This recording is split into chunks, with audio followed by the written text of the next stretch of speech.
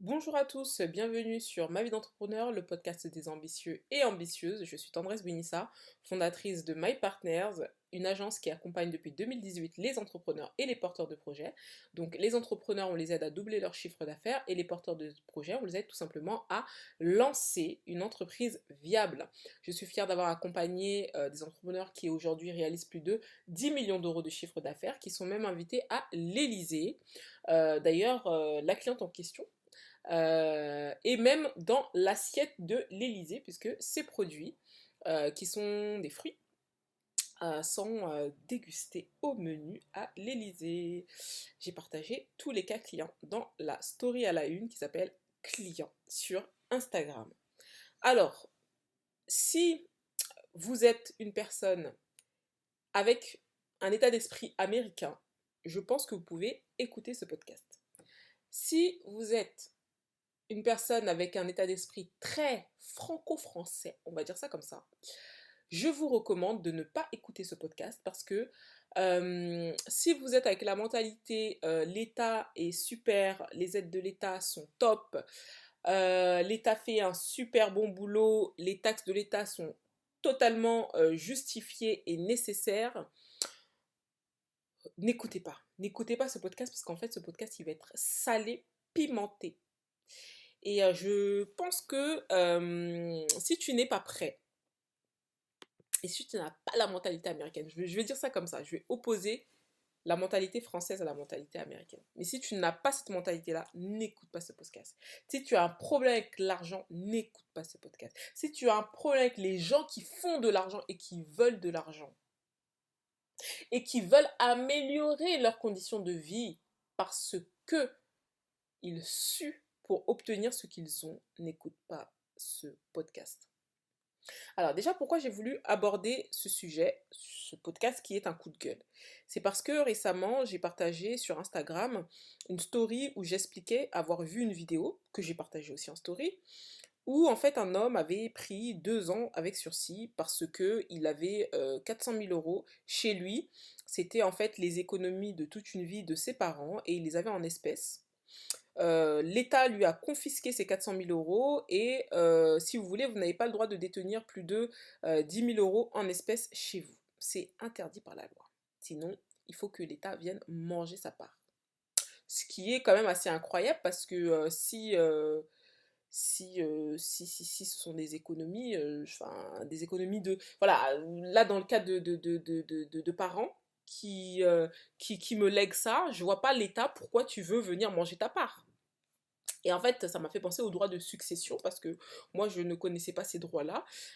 C'est lorsque j'ai acheté ma maison que en fait, je me suis rendu compte et que j'ai appris toutes ces choses-là. C'est quand je suis rentrée dans le process de vouloir acheter une maison en fait. Et après que j'ai compris que y avait les histoires de droits de succession et tout, et je me dis mais à quelle heure j'achète un bien, je le lègue à mes enfants, à quelle heure un bien que j'ai acheté l'État, il vient manger. En fait, tu viens manger quoi là-dedans, en fait? Je ne comprends pas. J'achète un truc, je le donne à mon enfant et toi, tu viens manger ta part. Ça n'a pas de sens. J'ai fait un gâteau que j'ai construit avec beaucoup de, comment je peux dire? Avec beaucoup d'intensité, d'investissement personnel, tout. Je donne ce gâteau à mes enfants et l'État vient toquer.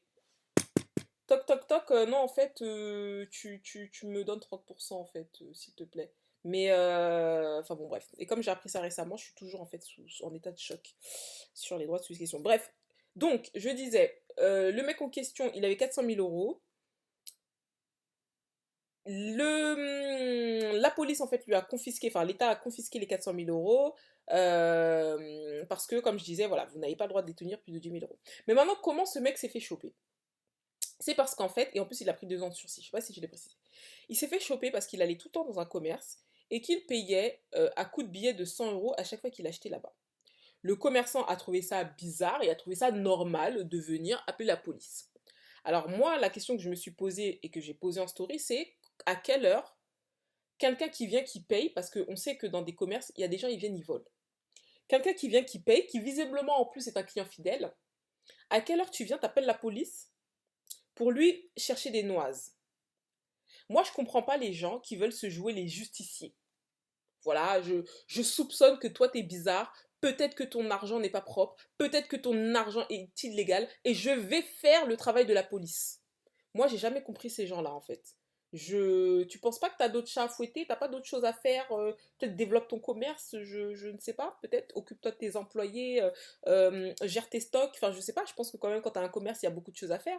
À quelle heure tu viens, tu vois un vieil homme, tu dis, bon, lui c'est un client fidèle, mais vas-y, il est bizarre, son argent il est trop bizarre, je vais contacter la police. Donc voilà, moi j'ai juste fait cette réflexion-là en disant que, désolé, mais mon cerveau ne comprend pas. Et en fait, il y a un mec qui m'a répondu et qui visiblement a acquiescé et a dit que c'est tout à fait normal, que en gros c'est bien fait pour lui, qu'il méritait ce qu'il a mérité, que ce n'est pas normal, blablabla. Bon, bref. Voilà, je sais pas si c'est un pote à Macron ou quoi, ou je sais pas, mais et après, oui, il a aussi renchéri en disant que oui, que moi je suis individualiste, que c'est à cause des gens comme moi que la France commence à partir en cacahuète, que ça va devenir un pays de merde comme les États-Unis. Et après, le mec, il a commencé à dire quoi? À dire que oui, t'es bien contente la sécurité sociale, t'es bien contente les hôpitaux, t'es bien content. Bon, voilà. Et moi, en fait, ça me fait rigoler les gens qui en fait, pour justifier qu'il y a trop de taxes en France et que c'est vraiment, moi, je trouve extrêmement choquant, ça reste quand même le pays le plus taxé au monde. Comment ça se fait que vous, la seule justification que vous allez me dire, c'est ah ouais, mais vas-y, t'as la sécurité sociale. Non mais soyons sérieux.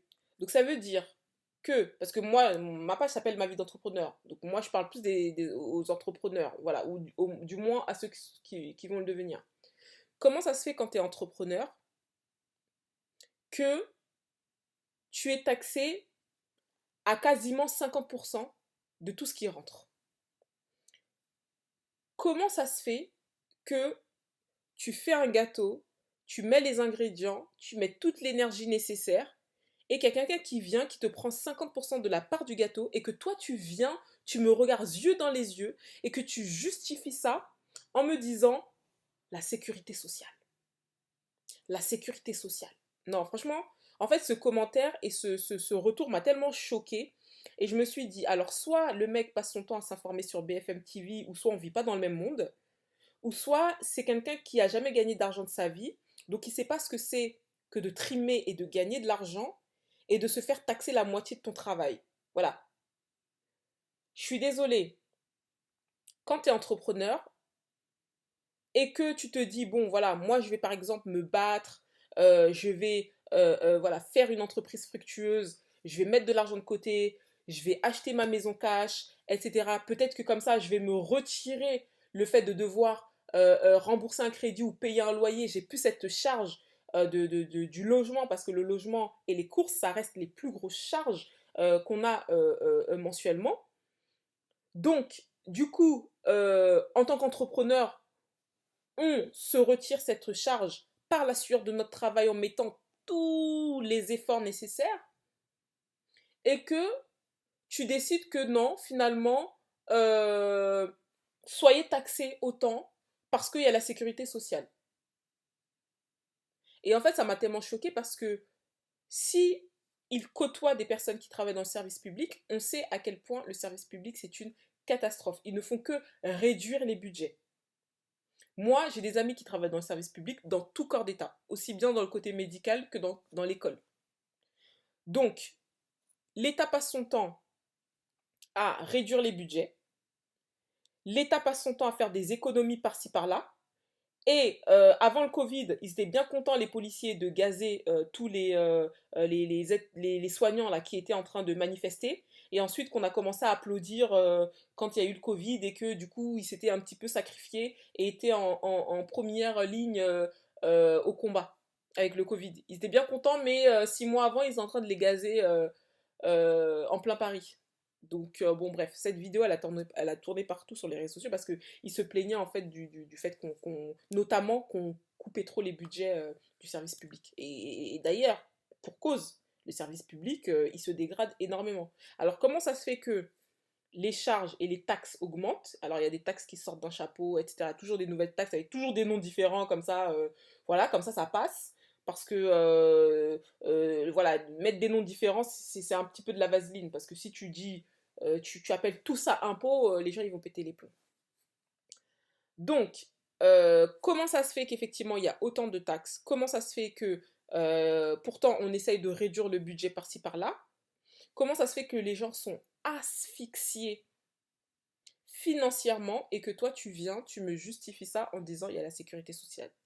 Et l'exemple aussi que je donnais en story, c'est que, pour donner l'exemple de ma mère, parce que je l'ai vue, elle a été malade durant 7 ans, elle est toujours d'ailleurs, parce qu'elle est dans l'apprentissage, elle réapprend à marcher en ce moment. Elle avait une tendinite qui n'avait pas été décelée, qui s'est installée pendant 7 ans. Donc vous imaginez bien que 7 ans plus tard, le truc il s'est extrêmement bien installé, du coup ça devient extrêmement difficile de se déplacer, du coup forcément ma mère elle pouvait plus travailler. Aujourd'hui, tu as payé tes impôts toute ta vie et aujourd'hui, l'État te donne 400 euros par mois pour ton truc handicapé et en plus, tu es obligé chaque année de faire une nouvelle demande, de remplir des dossiers, etc. pour continuer à toucher les petits 400 euros qu'ils te donnent. Alors déjà ça. Ensuite, après, l'histoire de la sécurité sociale, il faut savoir que ma mère, elle avait 20 000 euros de côté avant de tomber malade. Elle allait investir, elle avait des projets. Hop, les 20 000 euros, ça part dans la maladie. Pendant 7 ans, elle a liquidé complètement ses 20 000 euros. Il ne lui reste plus un seul centime. Parce que quand t'as pas de mutuelle, ne pense pas que la sécurité sociale va te rembourser. Même les mutuelles, parfois, tu dois la payer une blinde pour que ça te rembourse extrêmement bien. À part si tu as une mutuelle dans ton entreprise. Mais ton patron, tu disparais pendant 7 ans, MDR, ton patron, il va se débarrasser de toi gentiment. En sachant que le chômage n'est pas éternel, tu vas finir par retoucher encore les petits 400 euros. Donc t'imagines, tu as été taxé comme jamais dans ta vie, et ensuite tu finis avec 400 euros par mois. Non mais le truc qui rend dingue. Et donc l'histoire de la sécurité sociale, c'est que du coup, quand tu as 3 euros remboursés par-ci, 4 euros remboursés par-là, 5 euros remboursés par-ci, il faut savoir que les budgets, la sécurité sociale baisse grave les budgets, hein. Donc moi, ça me fait rire quand on me parle tout le temps de la sécurité sociale. Enfin, en fait, ne justifiez pas le fait qu'on te prenne la moitié en me disant la sécurité sociale. C'est pas possible. Parce que quand on sait que les gens doivent se battre eux-mêmes, alors certes l'État finance. C'est vrai que effectivement, voilà, t'as une maladie comme un cancer et compagnie. C'est clair que tu vas être content d'avoir la sécurité sociale. T'as une grosse hospitalisation, effectivement, t'es bien content d'avoir la sécurité sociale. Mais tu ne peux pas justifier juste en disant c'est normal qu'on te prenne la moitié de ton travail à la sueur de ton front à cause de la sécurité sociale. Moi, c'est ce genre de justification-là que je trouve indécente, surtout quand on sait où passe l'argent public. Voilà. Donc, surtout quand on sait que dans les plus hautes sphères de l'État, il y a du détournement d'argent public à foison. Donc, que tu viens de me dire, oui, c'est la sécurité sociale, non. T'inquiète pas que ton argent finance aussi d'autres choses. T'es peut-être pas au courant, parce qu'après, il y a les trucs qu'on sait, les emplois fictifs, etc. Ou même payer un coiffeur. Moi, ça m'a choqué quand j'ai appris que le coiffeur de l'ancien président Hollande, il était payé 9 000 balles par mois. Mais à quelle heure t'as pas de cheveux? À quelle heure tu payes un coiffeur 9 000 balles? Enfin, ils se mettent bien, ils se mettent bien, il n'y a pas de souci, mais viens pas me regarder dans les yeux et me dire que c'est à cause de la sécurité sociale. Please, please, please. Donc ça, c'était vraiment un truc que je voulais aborder parce que c'était un peu mon coup de gueule par rapport à ça. Et moi, je trouve que ce genre de justification, c'est vraiment fait pour les personnes qui ont pas trop la dalle, qui veulent pas trop avancer. Parce que je vous jure que quand on est entrepreneur, qu'on vit vraiment l'entrepreneuriat comme on le vit, qu'on fait rentrer de l'argent et qu'on paye autant de taxes, je vous jure que le discours qu'il a, c'est un discours d'une personne qui est encore dans le salariat, ou s'il a un business, il gagne genre 400 euros par mois. Du coup, bon, qu'on lui prenne une partie, ça lui fait ni chaud ni froid, il gagne déjà pas beaucoup. Vous voyez ce que je veux dire ou pas? Donc, normalement, quand tu es entrepreneur et que tu vis vraiment la réalité de l'entrepreneuriat, tu parles pas comme ça. Après, les salariés aussi le vivent, puisque le net et le brut, c'est le jour et la nuit, hein, le net et le brut. Mais bon, bref, moi, mon compte, c'est ma vie d'entrepreneur. Donc, je parle de l'entrepreneuriat. Autre chose aussi que je voulais aborder quand même, au-delà du fait que, parce que voilà, je vais pas parler, en fait, je veux pas en fait que ce podcast soit juste une critique de la France, en mode, vas-y, c'est un pays d'assistés, il y a que, ça c'est un truc que j'ai appris aussi récemment, je l'avais partagé même en story, il y a que 40% de Français qui payent des impôts, hein. Donc bon, bref, ça, j'ai aussi compris pourquoi il y avait autant de taxes, bref. Mais en même temps, quand les gens sont un peu fainéants, enfin bon, bref. En France, ça c'est un truc que j'ai remarqué, tu parles d'argent, tu parles du fait d'aller plus loin, de vouloir en gagner, etc. On va te dire, ouais, t'aimes trop l'argent, il n'y a pas que l'argent dans la vie. Voilà, ça c'est la France. Voilà, ça c'est la France. Voilà pourquoi il n'y a que 40% de personnes qui payent des impôts. Et voilà pourquoi, classe moyenne, pour moi, la classe moyenne, ça n'existe plus. C'est soit t'es pauvre, soit t'es riche. Il n'y a plus de classe moyenne. Parce que la classe moyenne galère grave. Surtout là avec l'augmentation de tout. Donc pour moi, il y a plus de classe moyenne déjà. Et de toutes les manières, elle va disparaître. Je pense même plus qu'on parlera encore de classe moyenne. Mais bon, bref. Mais voilà, sans vouloir rentrer dans un dénigrement de la France, etc., etc., parce que ça reste quand même un pays qui m'a beaucoup apporté. Donc je vais pas cracher dans la soupe jusqu'à fatiguer, mais j'ai le droit de pointer ce qui, selon moi, n'est pas normal. Voilà, ce qui, selon moi, n'est pas normal. Mais s'il y a bien un truc que je déplore et que je trouve extrêmement désolant, c'est que les gens sont pas assez déter, les Français sont pas assez déter. Parce que moi, quand je regarde comment sont les Américains, quand je regarde comment pensent les Américains, comment... Enfin voilà, parce que je regarde souvent des trucs américains, je me renseigne souvent, j'écoute des podcasts, j'écoute des trucs, etc. Et c'est vrai que je vois que ça n'a absolument rien à voir. Et parfois même, je regarde aussi comment on appelle ça, des petits...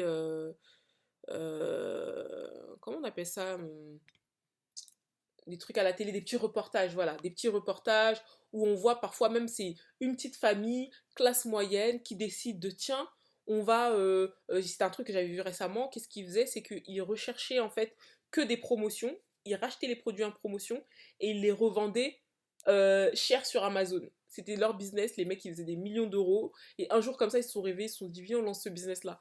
Et en fait cette mentalité-là de toujours aller plus loin, de ne jamais se contenter, c'est une mentalité que je trouve très américaine. Et moi, parfois, je me dis que on n'est pas beaucoup, en fait, de personnes qui avons cette mentalité-là.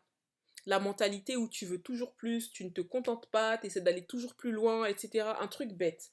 Par exemple, la dernière fois, je parlais avec la personne qui est en train de me faire les travaux chez moi. Et il me demande, il me dit, t'as fait un peu le tour des maisons, etc. Est-ce que t'as dit bonjour aux gens et tout? Après, j'ai dit, ah bah tu sais, moi je sais pas, j'ai même pas pensé. C'est vrai que naturellement, je suis venue, voilà, voilà, en mode freestyle, on s'est installé. Après, il m'a dit, mais tu sais que tu vas habiter là des années, donc... Après, je lui ai dit, mais attends, tu sais, pour moi, là, cette maison, je suis de passage. Moi, j'ai envie d'aller encore plus loin, de faire encore plus d'autres choses, acheter des choses encore plus grandes, etc., etc. Je lui ai dit ça. Je lui ai dit, pour moi, franchement, je suis de passage.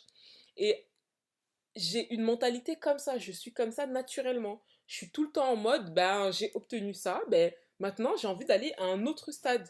Et pour moi, c'est extrêmement enrichissant et gratifiant pour son, comment je peux dire ça, pour sa confiance en soi, et même, et même, je sais pas, moi, la vie, pour moi, c'est une aventure, en fait. La vie, tu peux pas juste te contenter et te dire, bon, bah voilà, j'ai ça, ça me suffit, je suis contente. Et c'est pour ça que des fois même je parle aussi avec des amis, ou parfois aussi j'en ai parlé hein, en live Instagram, où je disais que moi il y a un truc, même si voilà, mes parents je les aime, je les respecte énormément, mais c'est vrai que mon père c'était quelqu'un qui se contentait, et que c'est une personne en fait qui, voilà, il a fait un travail, il s'est cassé le dos toute sa vie, pour gagner pas beaucoup, et il s'est contenté de ça. Euh, à vivre et à rester là où il est depuis des années, dans une cité qui se dégrade et Et à chaque fois que je vais là-bas, carrément la dernière fois j'étais partie, il y avait la lumière, elle fonctionnait plus carrément, on était obligé de mettre la lampe torche avec le téléphone pour monter les escaliers des couloirs parce que les lumières ne fonctionnent plus. Une autre fois encore, je suis allée, il y a quelqu'un, je sais pas qui a cassé la porte. Donc du coup, il y avait, enfin franchement, et puis même, ça se dégrade, ça se voit qu'il y a même plus il y a plus personne qui va faire le nettoyage là-bas. Il y a plus personne qui vient nettoyer, ça se dégrade quand tu rentres, c'est insalubre quand tu passes le, le, le couloir. Et quand je vois ça, je me dis non, il faut vraiment que je réussisse ma vie à un haut niveau pour qu'ils sortent de là parce que c'est n'importe quoi. Et quand je réfléchis, je me dis, mais comment mon père, il a accepté ça? Comment t'as accepté d'habiter toute ta vie dans une cité HLM fatiguée, à monter 2 étages d'escalier, mais c'est comme si tu montrais 4 étages parce qu'il y a je sais pas combien d'escaliers. Je sais même pas pourquoi ils ont dit que c'était un deuxième étage alors que c'est plutôt un quatrième étage, qui devient insalubre. En plus, ça veut dire quand tu montais les courses comme ça, t'as tellement souffert parce que tu montais les courses tout le temps, tout le temps, tout le temps. Mais... Et en plus, maintenant, même par rapport à ma mère, parce que comme elle a son problème au niveau des jambes, elle est obligée de descendre les escaliers. Donc, elle, comme en fait, dans l'appartement où ils sont, il y a des escaliers, quand tu sors de là-bas aussi, tu es obligé de descendre les escaliers, le médecin, il dit, c'est pas bon. Il dit c'est pas bon et ça lui ralentit en fait sa guérison. Et à un moment donné, j'ai voulu qu'elle vienne ici à la maison parce que nous au moins en bas il y a des toilettes pour qu'elle puisse tranquille, pour que ça puisse pas être gênant pour elle. Mais le problème c'est que tellement on est dans les travaux etc. Elle peut même pas s'installer, c'est impossible pour le moment. Mais bon bref, je vais pas rentrer dans ma vie personnelle de toutes les façons, c'est pas l'objet du podcast, mais tout ça pour dire que c'est vrai que mon père, quand même, à un moment donné, je lui en ai voulu, et c'est terrible aussi à dire, mais je lui en veux toujours un petit peu aujourd'hui, parce que je me dis comment t'as pu te contenter de ça, et aujourd'hui, regarde, ta femme, elle est malade, vous êtes dans une situation comme ça, les escaliers, c'est pas bon pour elle, et tu t'es contenté. Et tu t'es pas dit à un moment donné, la vie, elle est imprévisible, donc il va falloir peut-être que je me sécurise et qu'on se mette à l'abri, peut-être en investissement, en investissant, peut-être en créant une entreprise, comme ça à la limite, elle se développe bien. Surtout qu'en plus, à leur époque, c'est pas comme à notre époque, avec autant de concurrence, avec... Moi, je trouve à l'époque des parents, même si effectivement, hein, c'était différent au niveau de la communication, mais ma mère, elle travaillait à son compte. Elle avait réussi à créer une clientèle, hein. Ma mère, elle avait un très très très bon business. Mais mon père, il s'est contenté de ce que ma mère a produit et c'est tout quoi. Et ensuite, quand elle est tombée malade, bah du coup, forcément, comme financièrement, c'était elle qui était vraiment en place, et bah du coup, ça s'est très vite vu. Ça s'est très vite vu dans le niveau de vie, ça s'est très vite vu dans tout en fait. Et et moi, je trouve ça désolant. Et le fait, en fait, que je vis aussi la maladie, parce que c'est pour ça que ça, c'est un truc que je dis tout le temps. Quand quelqu'un est malade dans ta famille, c'est comme si tout le monde est malade. Parce que ça impacte tout le monde. Parce que vous devez aider, parce que vous devez être là, parce que quand il faut donner de l'argent, il y a un coup de main à faire, il faut donner, etc. Donc, c'est vrai que ça impacte tout le monde. Mais moi, je me dis, mais comment tu as pu, à aucun moment, te dire, bon, là, ok, on a eu cet appartement, ce HLM, etc. Il n'y a pas de souci. On essaye de mettre en place plein d'autres choses, comme ça on déménage en kit. Moi j'ai vu des copines, leurs parents, ils ont fait ça. Ils ont quitté la cité, ils ont acheté une maison, ils se sont développés par-ci, ils ont essayé de faire des petits trucs par là, parfois même dans leur pays, ils ont essayé de faire des trucs. Moi en fait, je suis pas contre. En fait, c'est vrai que tu peux faire des choses et ça ne fonctionne pas comme tu veux. Bon, même si effectivement ça aurait été triste que je retienne ça de la vie. Que genre, en fait, mes parents ils me disent, bah voilà, on a tout essayé, en fait, ça n'a pas fonctionné. Parce que du coup, qu'est-ce que je vais en retenir en tant qu'enfant? C'est que tu peux tout faire et en fait, parfois ça ne peut pas fonctionner. Alors que moi, au contraire, moi j'ai un autre discours. Pour moi, si tu essayes toutes les cartes, il y en a bien une, ça sera la bonne carte. Voilà, moi c'est plutôt ça ma mentalité. Du coup, si par exemple, de par l'histoire de mes parents, j'aurais appris le contraire, ça aurait été quand même triste. Et je sais pas si j'aurais été une... Si, vu que je suis naturellement quand même une personne qui aime l'évolution, je pense que quand même j'aurais essayé à mon tour, j'aurais tenté, tenté, tenté. Mais pour moi, je trouve ça tellement plus gratifiant de tenter, tenter, tenter. T'as essayé chemin A, chemin B, chemin C. T'as essayé tous les chemins, ça n'a pas fonctionné. Bon, vas-y, t'es fatigué, c'est bon, tu lâches l'affaire. Que quelqu'un qui n'a fait aucun chemin. C'est-à-dire, il a essayé aucun chemin. Il s'est assis là, 31 ans plus tard, il est au même endroit, au même stade, euh, dans le même travail, avec le même salaire. Mais c'est pas possible en fait. Et ça, c'est vraiment quelque chose que j'ai du mal à comprendre, que j'ai du mal à accepter. Et encore plus quand c'est vraiment des personnes très proches. Après, j'ai arrêté aussi de dire vraiment ce que je pensais au fond de moi. Et même dans ce podcast, je me retiens de dire certaines choses, parce que sinon les gens vont dire que t'es arrogante.